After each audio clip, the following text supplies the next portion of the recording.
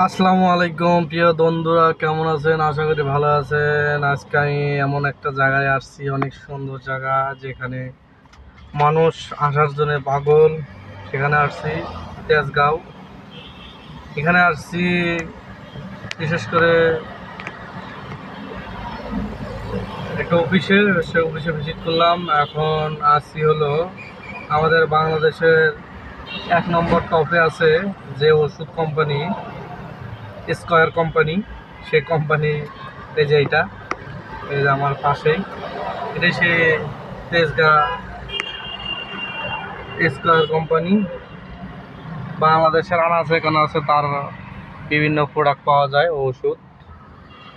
এই Tejgaon fire service, এই যে রাস্তার কাজ চলতেছে, অনেক সুন্দর। আমি এখানে আসছি। সবাই ভালো থাকবেন, সুস্থ থাকবেন। খুদা হাফেজ।